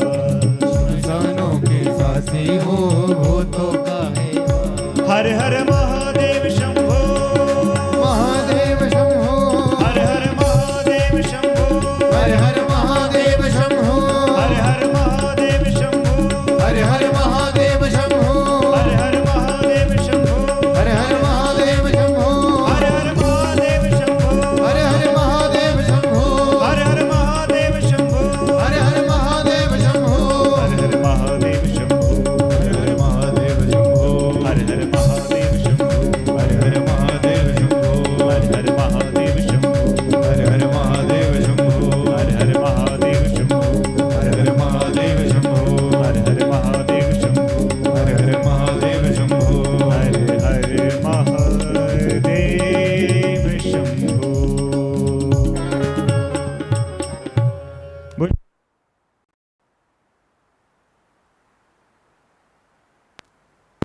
महादेव, हर हर महादेव, हर हर महादेव। तो आइए भगवान की सुंदर आरती हम करेंगे।